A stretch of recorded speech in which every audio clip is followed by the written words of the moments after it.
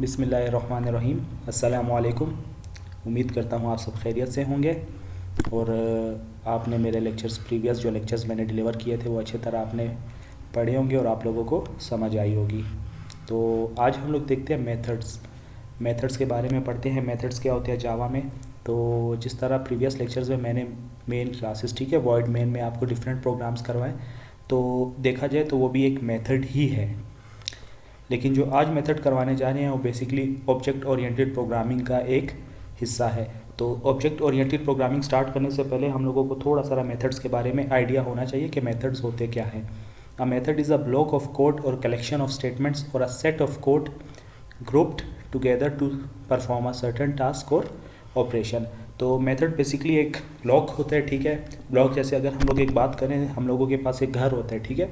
घर में different rooms हैं, तो वो हम लोगों के पास डिफरेंट ब्लॉक्स हो जाते हैं, ठीक है। फॉर एग्जांपल अगर 2 रूम्स है तो 2 ब्लॉक्स हो गए एक घर में, ठीक है। इसी तरह हम लोग मेथड में भी डिफरेंट ब्लॉक्स बना सकते हैं। जिस तरह मेन क्लास में, अगर हम लोग मेन अपनी क्लास की बात करें तो उसमें हर चीज़ हम लोग सेपरेटली डिफरेंट असाइन करते हैं। प्लस माइनस डिवाइड जितने भी हम लोग फार्मूलाज लगाते हैं वो अलग अलग होते हैं। लेकिन जो मेथड्स की बात करें, मेथड्स में हम लोग एक सर्टन एक स्पेसिफिक टास्क को एक ही जगह पे रख के हम लोग उसको परफॉर्म करते हैं और बाद में उसको रन करते हैं। उस पर कोई भी ऑपरेशन आप परफॉर्म कर सकते हो। वो ऑड एंड इवन नंबर आप फाइंड कर सकते हो, एडिशन फाइंड कर सकते हो, और भी डिफरेंट इसमें बहुत सारे मेथड्स आपके पास होते हैं जो आप इस पर अप्लाई कर सकते हो। It is use to achieve the reusability of code. इसका सबसे बड़ा एडवांटेज ये है कि अगर आप वॉइड मेन की बात करो तो वॉइड मेन में आप एक कोड को रीयूज़ नहीं कर सकते थे, मतलब बार बार उसको रिकॉल नहीं कर सकते थे। लेकिन मेथड की एक स्पेशलिटी ये भी है कि आप उसको बार बार यूज़ कर सकते हो। एक मेथड आपने लिख दिया, आप उसको कॉपी कर सकते हो, दूसरा मेथड भी बना सकते हो। और इसका फ़ायदा ये है कि मेन क्लास में आप उसको बार बार रिकॉल कर सकते हो। आप एक मेथड को 10 बारी भी रिकॉल कर सकते हैं। तो फर्दर आगे हम लोग फ़िलहाल थ्योरीज़ को देखेंगे, थ्योरी को पढ़ेंगे। थ्योरी के बाद इंशाल्लाह हम लोग इसका प्रैक्टिकली वर्क करके भी समझेंगे। We write a method once and use it many times. एक मेथड को हम लोग एक बार ही लिख सकते हैं और इसको बार बार रीयूज़ कर सकते हैं। We do not require to write code again and again. तो इसका सबसे बड़ा फ़ायदा ये है कि हम लोगों को बार बार कोड लिखना नहीं पड़ता।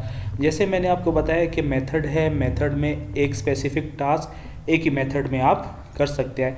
अगर हम लोग अपने ऑब्जेक्ट ओरिएंटेड प्रोग्रामिंग की बात करें या एक हाई प्रोग्रामिंग की बात करें तो बेसिकली जो इसमें सारे टास्क परफॉर्म हो रहे होते हैं वो बटन्स के सूरत में हो रहे होते हैं और वो बटन्स का एक अपना स्पेसिफिक मेथड होता है। आप जब एक बटन पे क्लिक करते हैं, उसके एक स्पेसिफिक कोड पे जाते हैं तो उसका मेथड होता है जो उस बटन को कॉल करता है, उसके अलावा दूसरे बटन को कॉल नहीं कर सकता। लेकिन फ़ायदा ये है कि उस बटन को आप कॉपी करके पेस्ट करके कहीं पे भी उसका कोड रीयूज़ कर सकते हैं। It also provides the easy modification and readability of code.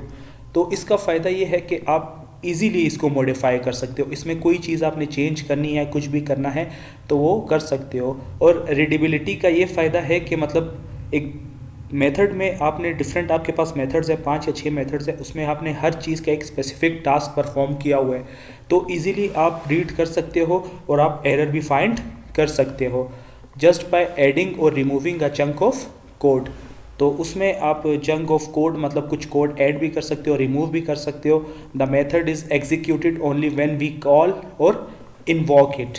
और इस मेथड को आप उसी टाइम एग्जीक्यूट कर सकते हो जब आप इसको कॉल करो, अदरवाइज़ ये कॉल नहीं होगा। इसको सिर्फ आपने, ठीक है, डिक्लेयर कर दिया, लेकिन जब आपने इसको शो करवाना है रन टाइम में तब आप इसको कॉल करवाना होगा।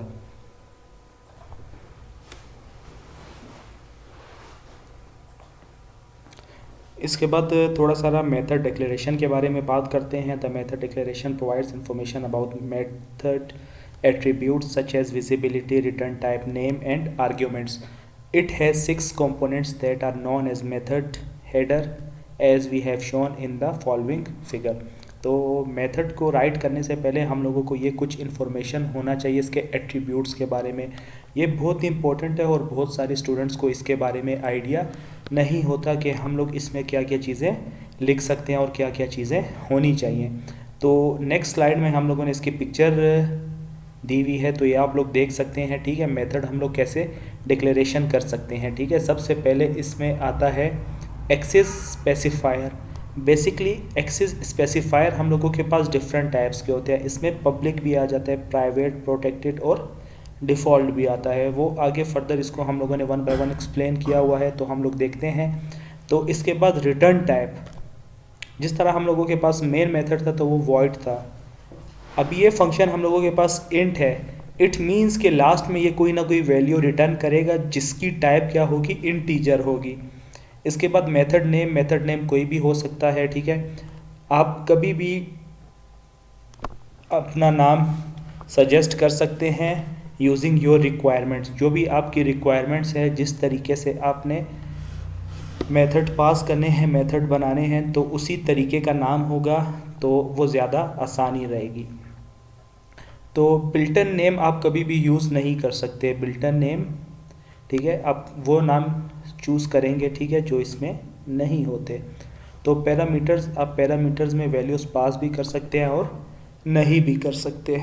वो डिपेंड करता है सिनेरियोज़ पे कि कौन सा सिनेरियोज़ है, उसमें आपकी रिक्वायरमेंट क्या है मेथड्स की।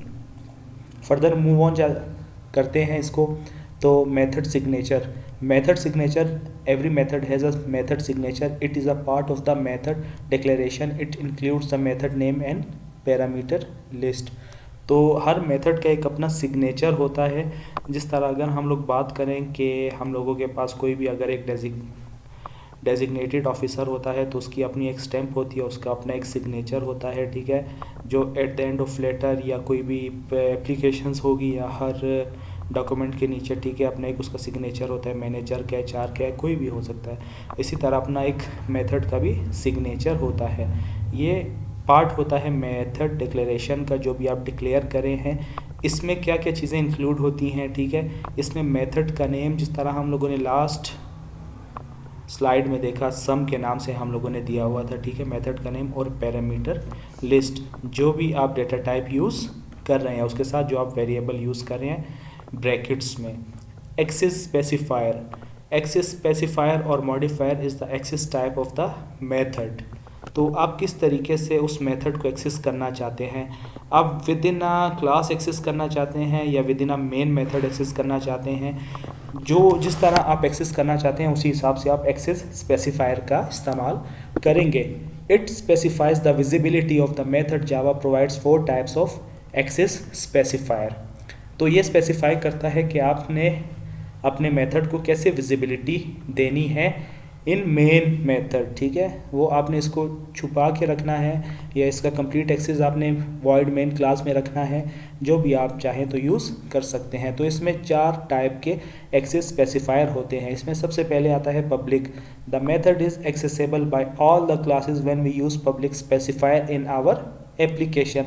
तो ये जो पब्लिक मेथड है पब्लिकली अवेलेबल होता है, हर जगह पे आप इसको ईजी टू एक्सेस कर सकते हैं, ठीक है। हर जगह पे आपको शो भी होगा।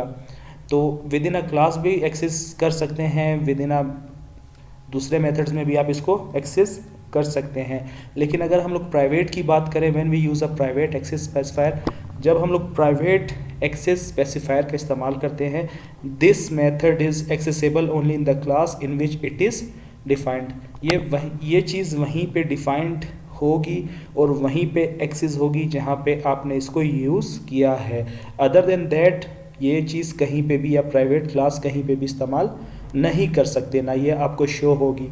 इसके बाद हम लोग प्रोटेक्टेड की बात करते हैं। When we use protected access specifier, the method is accessible within the same package और subclasses in a different package. तब जब हम लोग प्रोटेक्टेड एक्सेस स्पेसिफायर का इस्तेमाल करते हैं, ये बेसिकली पॉलीमॉर्फिज्म और इनहेरिटेंस में यूज़ करते हैं। जब आपने एक क्लास की सब क्लास ड्राइव करनी होती है तो उसमें आप यूज़ कर सकते हैं। इसके अलावा डिफ़ॉल्ट, अगर आप इसमें कोई भी एक्सेस स्पेसिफायर का यूज़ नहीं करेंगे, बाय डिफ़ॉल्ट ये डिफ़ॉल्ट एक्सेस स्पेसिफायर ख़ुद यूज़ करेगा, ठीक है। और ये जो है विजिबल होता है सेम पैकेजेस के लिए, लाइक जिस तरह हम लोग प्रोटेक्टेड की बात कर रहे थे। तो आगे देखते हैं return type. Return type basically हम लोगों के पास दो टाइप के फंक्शंस होते हैं, ठीक है, एक वॉइड मेन, एक रिटर्निंग टाइप फंक्शन।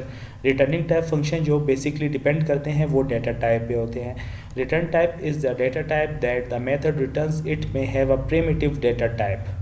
तो स्टार्टिंग के लेक्चर्स में ही हम लोगों ने प्रिमिटिव डेटा टाइप्स पढ़े थे, जिसमें इंटीजर आ जाता है, हम लोगों के पास स्ट्रिंग आ जाता है, चार आ जाता है, फ्लोट वगैरह डबल हम लोग यूज़ कर सकते हैं। तो ये जो रिटर्निंग टाइप फंक्शन है ये वो डेटा टाइप फंक्शन है जो मेथड को लास्ट में हम लोग वैल्यूज़ रिटर्न करवाते हैं, लेकिन वही वैल्यू रिटर्न करवाएंगे जो हम लोगों के पास फंक्शन की रिटर्न टाइप होगी या मेथड की रिटर्न टाइप होगी। अगर हम लोगों ने इंटीजर का इस्तेमाल किया है तो हम लोगों का जो वेरिएबल रिटर्निंग होगा वो भी इंटीजर डेटा टाइप का ही होगा। तो इसमें डेटा टाइप से ऑब्जेक्ट कलेक्शन और वॉइड वगैरह आ जाते हैं। If the method does not return anything we use void keyword.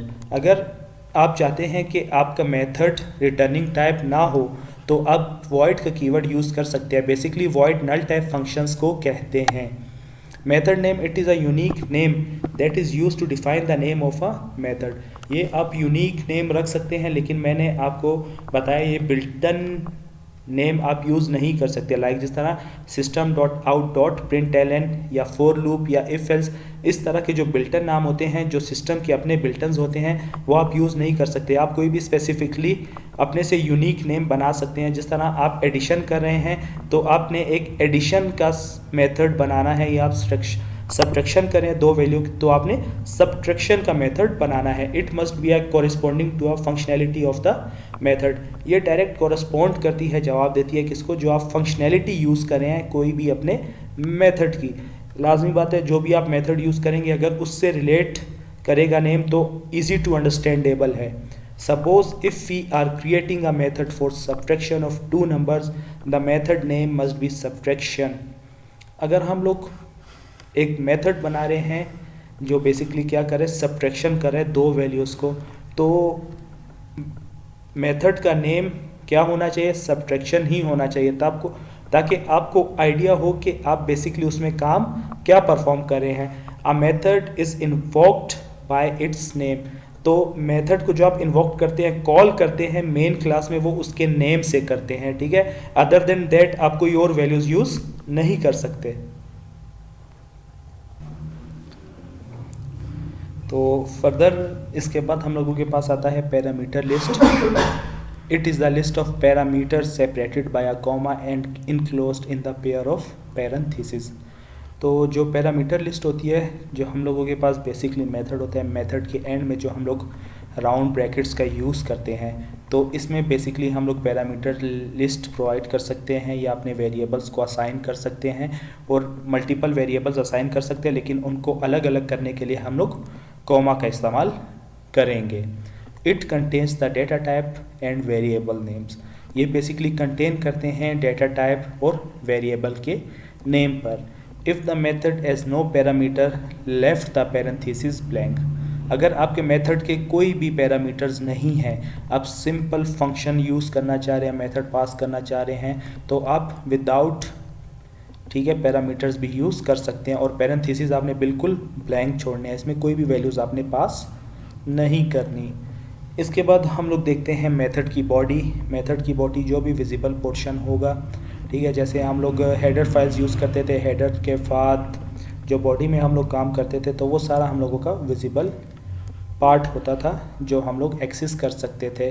तो सारा जो विजिबल पार्ट होता है वो मेथड में हम लोग मेथड की बॉडी में कॉल करेंगे, लेकिन इसको हम लोगों को कॉल करना मस्ट है in main program. It is a part of the method declaration. ये भी एक मेथड डिक्लेरेशन का पार्ट है। It contains all the action to be performed. It is enclosed with the pair of curly braces. तो इसमें जो भी हम लोग एक्शंस परफॉर्म कर रहे हैं, जो भी परफॉर्म कर रहे हैं, ईच एंड एवरी डिटेल वो सारी हम लोगों की मेथड की बॉडी में आएगी और ये इनक्लोज्ड होंगे करली ब्रेसेस से। जिस तरह हम लोगों के पास मेन बॉडी की ब्रैकेट्स आती हैं, वही हम लोगों के पास मेथड की भी ब्रैकेट्स आती हैं। करली ब्रैकेट से हम लोग बॉडी ओपन करते हैं और क्लोज करते हैं। फिर naming a method. While defining Defining a method, remember that the method name must be a verb that starts with the lowercase letter. जब भी हम लोग मेथड को डिफ़ाइन कर रहे होते हैं, लाजमी बात है उसका नेम है, और नेम जो है मस्ट है. विदाउट नेम हम लोग मेथड को क्रिएट कर नहीं सकते. तो उसका जो नाम होगा वो कोई भी वर्ब होगा और लोअर केस से स्टार्ट हो सकता है. ठीक है, तो लोअर केस भी आप यूज़ कर सकते हैं, कैपिटल लेटर भी यूज़ कर सकते हैं. If the method name has more than 2 words the first name must be a verb followed by adjective और नाउन. तो जो फर्स्ट नेम है वो वर्ब होगा, ठीक है, लेकिन उसको फॉलो करेगा जो नेक्स्ट होगा, ठीक है, वो कोई भी एडजेक्टिव होएगा या नाउन हो सकता है, नेम, पर्सन, प्लेस और thing. In the multi word method name, अगर हम लोगों के पास मोर देन 2 वर्ड्स का एक मेथड होगा, the first letter of each word must be in upper case except the first word. ठीक है, जो हम लोगों के पास हर लेटर का ईच वर्ड होगा या ईच कैरेक्टर होगा वो क्या होगा, अपर केस होगा, वो आपका कैपिटल में लिखेंगे, बाकी जितना भी आपका वर्ड होगा वो सारा स्मॉल फॉर्म में आएगा. It is also possible that a method has the same name as another method name in the same class. It is known as method overloading. ये भी हो सकता है कि डिफरेंट सेम नेम के हम लोगों के पास 2 मेथड्स हो सकते हैं, वो दोनों ओवरलोड कर रहे होंगे, लेकिन हम लोग उसका भी हम लोगों के पास एक सलूशन है. उसमें हम लोग फिर ये करेंगे कि पैरेंथेसिस में वेरिएबल्स असाइन कर देंगे, पैरामीटर्स में हम लोग डेटा टाइप्स यूज़ करेंगे, जिससे हम लोगों का ये ओवरलोड का फंक्शन भी ठीक हो जाएगा. तो टाइप्स ऑफ मेथड, हम लोगों के पास बेसिकली 2 टाइप के मेथड्स होते हैं. एक तो प्री डिफाइंड है, ठीक है, प्री डिफाइंड आपके पास वो फंक्शंस होते हैं या वो मेथड्स होते हैं जो सिस्टम के अपने यूज़ में आते हैं, जिस तरह for loop, if else, system dot out dot println, switch. तो और भी इसमें लेंथ के हैं, इक्वल, कंपेयर, स्क्वायर रूट के हैं. तो ये बेसिकली सारे प्री डिफाइंड है. Predefined methods are the method that is already defined in the Java class libraries is known as predefined methods. ये वो मेथड होते हैं जो पहले से डिफाइंड होते हैं जावा क्लास की लाइब्रेरीज़ में. अगर हम लोग स्कैनर क्लास की बात करें तो ये भी एक प्री डिफाइंड हम लोगों के पास मेथड है, जो बेसिकली स्कैन करता है वैल्यूज़ को या इनपुट लेता है यूज़र से. It is also known as the standard library method और बिल्ट इन मेथड. इसको हम लोग स्टैंडर्ड लाइब्रेरीज भी कह सकते हैं और बिल्ट इन मेथड भी कह सकते हैं.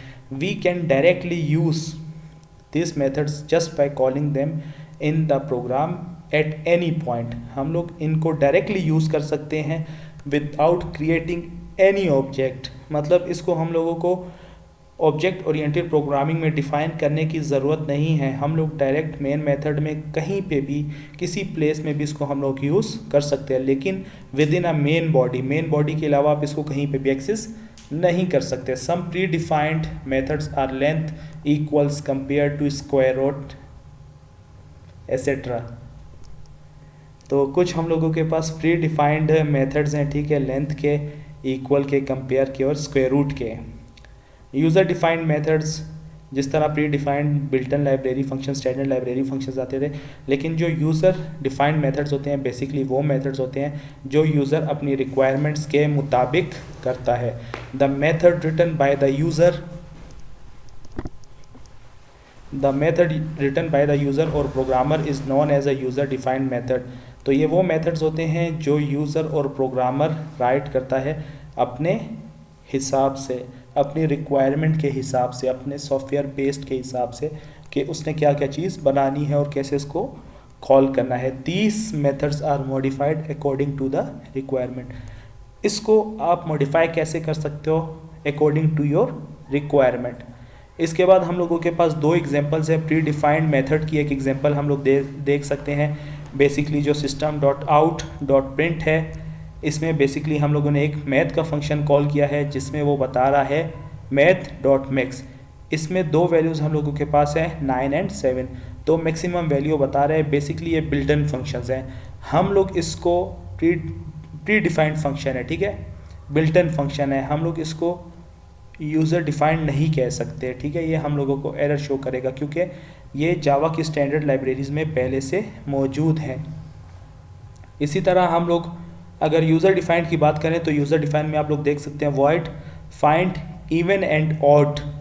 तो ये बेसिकली हम लोग एक फंक्शन बना रहे हैं जिसमें हम लोगों ने even and odd number find करना है, और इसके पैरामीटर्स में हम लोगों ने एक वैल्यूज़ भी पास की हुई है, एक डेटा टाइप और एक वेरिएबल भी लिया हुआ है जिसका नाम है नम।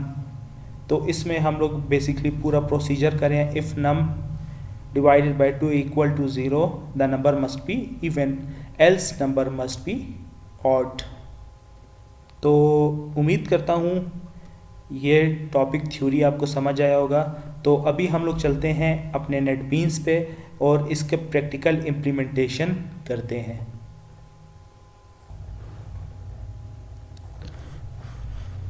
तो सबसे पहले हम लोग देखते हैं, ठीक है, बहुत ही बेसिक सा हम लोगों का, जिस तरह देखिए मैंने आप लोगों को ये वॉइड मैन बताया, तो इसमें आप लोग देख सकते हैं कोई रिटर्न टाइप नहीं है। लेकिन जब मैं इसी फंक्शन में मैं वॉइड को रिमूव करके इसकी जगह में इंट करता हूँ तो ये यहाँ पे मुझे एरर दे देता है। एरर किस चीज़ का होता है कि मिसिंग रिटर्न स्टेटमेंट। जब मैं यहाँ पे रिटर्न करता हूँ रिटर्न 0 1 2 3 4 5 कोई भी, लेकिन वो किस टाइप की होनी चाहिए, इंटीजर टाइप की होनी चाहिए। इंटीजर टाइप की होगी तब भी हम लोग, ठीक है, नंबर देंगे। अगर स्ट्रिंग टाइप की होगी हम लोग कोई और वेरिएबल देंगे, ठीक है। तो इसको रिमूव करते हैं, वापस इसको हम लोग इंट से वॉइड पे ले जाते हैं, ठीक है। तो बिल्कुल बेसिक सा फंक्शन इस पे हम लोग देखते हैं। तो सबसे पहले हम लोगों के पास एक्सेस मॉडिफायर था, एक्सेस स्पेसिफायर था, पब्लिक, ठीक है, वॉइड, और इसमें हम लोग डिस्प्ले करते हैं, ठीक है, कोई भी वैल्यू। इसमें फ़िलहाल हम लोगों ने पैरामीटर को कुछ नहीं असाइन किया, ठीक है। पैरामीटर में हम लोगों ने कोई वैल्यूज़, कोई वेरिएबल्स, कोई डेटा टाइप्स इस्तेमाल नहीं की। अब इसमें मैं आपको एक और स्टैटिक कीवर्ड का भी फ़ायदा बताऊंगा। स्टैटिक कीवर्ड का फ़ायदा क्या है, जब आप वॉइड डिस्प्ले कर रहे हो, वॉइड डिस्प्ले में अभी आपने एस आउट लिखना है। एस आउट में this is my first method, ठीक है। तो ये हम लोगों का फर्स्ट मेथड है। तो इसके बाद अभी आप लोग देख सकते हो, अभी आप लोगों को ऑब्जेक्ट बनाने की ज़रूरत पड़ेगी, और ऑब्जेक्ट किस क्लास का होगा, लूप की क्लास का होगा। अगर आप डायरेक्ट इसको डिस्प्ले करोगे, अभी आपको मेन में कॉल करना मस्ट है, ठीक है। जिस तरह मैंने आपको बताया ये फंक्शन आपको शो नहीं होगा उस टाइम तक जिस टाइम तक आप मेन मेथड में इसको इन्वोक या कॉल नहीं करोगे। अभी हम लोग फंक्शन को रन करते हैं, तो रन करने के बाद आप लोग देख सकते हैं, ठीक है, कि इसमें हम लोगों को क्या रिजल्ट शो होता है। तो रन हो रहा है, थोड़ा सा टाइम लगेगा। अभी देखिए बिल्ड हो गया सक्सेसफुल, लेकिन इसमें इसने कोई चीज़ भी शो नहीं किया। हालांकि यहाँ पे हम लोगों ने एक मेथड भी पास किया है, और यहाँ पे हम लोगों ने कुछ उसको सी आउट भी असाइन किया है, सिस्टम आउट प्रिंटलन डिस्प्ले करवाया है कि this is my first method, ठीक है। ये उस टाइम तक काम नहीं करेगा जब तक आप इसको मेन में कॉल नहीं करेंगे। तो इसको कॉल करने का क्या तरीका है, मैंने आपको बोला सबसे पहले आपने लेना है क्लास, ठीक है, LOOPS loops, LOOP loop is equal to new loops, ठीक है। तो जब आपने इस फंक्शन को लिया, अभी आपने ये एक ऑब्जेक्ट बना लिया, ठीक है। इसको ऑब्जेक्ट भी कह सकते हैं, समझ लो आपने इसका निक नेम दे दिया। निक नेम कोई भी हो सकते हैं, ठीक है, वो भी वेरिएबल की तरह चेंजेबल है, वो आपकी अपनी मर्ज़ी पे हो सकता है। हम लोगों ने LP ले लिया। अभी देखिए LP के नीचे एक लाइन शो हो रही है, इस वजह से शो हो रही है क्योंकि इसका निक नेम हम लोगों ने अभी तक यूज़ नहीं किया, ठीक है। जब हम लोग इसका ये वेरिएबल यूज़ करेंगे तब ये ऑटोमेटिक रिमूव हो जाएगा। LP डॉट, अभी इस क्लास में हम लोगों के पास फंक्शन है डिस्प्ले का, तो डिस्प्ले के फंक्शन को हम लोग क्लिक करेंगे और इसको दोबारा हम लोग क्या करेंगे, रन करेंगे, ठीक है। जैसे ही रन करेंगे तो आप लोग देख सकते हैं कि this is my first method, ये आपके सामने शो हो गया। अभी मैं आपको एडवांटेज बताऊंगा स्टैटिक का। पब्लिक के बाद आपने लिखना है स्टैटिक। स्टैटिक का फ़ायदा क्या है, स्टैटिक का फ़ायदा ये है कि आपको जो मैंने ऑब्जेक्ट बनाया था, ये वाला जो मैंने ऑब्जेक्ट बनाया था, ये बनाने की ज़रूरत नहीं है, ठीक है। ऑब्जेक्ट बनाने की ज़रूरत नहीं है। जब भी आप स्टैटिक चीज़ बनाओगे तो वो इंडिपेंडेंट होगी, वो किसी पे डिपेंड नहीं करेगी। अभी तो ये डिपेंड करी थी क्लास पे, लेकिन अभी क्लास पे डिपेंड नहीं करेगी। तो सबसे पहले इसको रिमूव करेंगे और इसको डिस्प्ले करते हैं, ठीक है। जैसे ही डिस्प्ले करेंगे तो अभी आप लोग देख सकते हैं कि हम लोग विदाउट क्रिएटिंग एनी ऑब्जेक्ट इसको कॉल कर सकते हैं। लेकिन जब हम लोग इसको स्टैटिक से हटा देंगे, ये अभी हम लोगों को एक एरर शो करेगा, ठीक है। एरर शो करेगा, non static method display can not be referenced for a static context, ठीक है। मतलब ये स्टैटिक कॉन्टेक्स्ट हम लोगों ने इसको नहीं दिया, कोई भी रेफरेंस स्टैटिक का असाइन नहीं किया, तो ये एरर दे रहा है। जब आप स्टैटिक असाइन नहीं करोगे, ये डिपेंड करेगा क्लास पे। जब आप स्टैटिक लगा दोगे, ये इंडिपेंडेंट क्लॉज हो जाएगा और ये डिपेंड नहीं करेगा। ये तो हो गया हम लोगों के पास सिंपल फंक्शन वॉइड का, नल टाइप का, जिसमें हम लोग कोई भी वैल्यू रिटर्न नहीं करवाते। इसी तरह हम लोग इसमें एक वैल्यू पास करते हैं जिसका नाम होगा इंट, ठीक है, इंट डिस्प्ले। और यहाँ पे हम लोग इंट कर देते हैं कोई भी नंबर, कोई भी नंबर हो सकता है, ठीक है। तो अभी इसमें हम लोग क्या करवाएंगे, रिटर्न करवाएंगे, RETURN, रिटर्न नंबर। वो रिटर्न कोई भी हो सकता है, ठीक है। अभी एक चीज़ याद रखें, पहले हम लोगों ने पैरामीटर्स में कोई भी वैल्यूज़ पास नहीं की थी, अभी हम लोगों ने पैरामीटर्स में वैल्यूज़ पास करनी है। लाइक जिस तरह डिस्प्ले कर दिया, डिस्प्ले में अभी हम लोगों ने देखे पैरामीटर्स में यहाँ पे वैल्यूज़ असाइन की हुई हैं, तो इट मीन्स कि यहाँ पे भी हम लोगों को वैल्यूज़ असाइन करनी पड़ेंगी। जब हम लोग वैल्यूज़ असाइन करेंगे तो आप लोग देख सकते हैं अभी एरर रिमूव हो गया, लेकिन अभी भी ये डिस्प्ले नहीं करेगा, डिस्प्ले का फंक्शन आपको शो नहीं होएगा। वजह, पहले तो वर्ड था, नल टाइप था, वो खुद ही मेमोरी से फेच करके आपको रिजल्ट जनरेट करके शो कर रहा था। लेकिन हम लोग जब बात करें रिटर्निंग फंक्शन की, रिटर्निंग फंक्शन वो फंक्शन होते हैं जो मेमोरी में सिर्फ स्टोर होते हैं। उसको फेच करने के लिए आपको कोई ना कोई स्टेटमेंट का यूज़ करना पड़ता है, जिसकी वजह से वो आपको अपनी फंक्शनैलिटी शो करें। तो इसके लिए हम लोग एस आउट का इस्तेमाल करेंगे, और एस आउट में हम लोग क्या करेंगे, इस फंक्शन को, ठीक है, कॉल करेंगे। जब हम लोग इसको कॉल करेंगे, अभी आप देखें ये आपको शो भी होगा, इसका रिज़ल्ट भी डिस्प्ले होगा, ठीक है। तो ये सिर्फ मेमोरी में स्टोर होता है, लेकिन फेच करने के लिए आपको कोई ना कोई फंक्शन का इस्तेमाल करना पड़ता है। लेकिन वॉइड बिल्कुल ऐसा नहीं है, वो मेमोरी से ख़ुद ही कॉल करने पर शो हो जाता है। तो यहाँ तक उम्मीद करता हूँ आपको समझ आई होगी। आपका बहुत बहुत शुक्रिया, थैंक यू।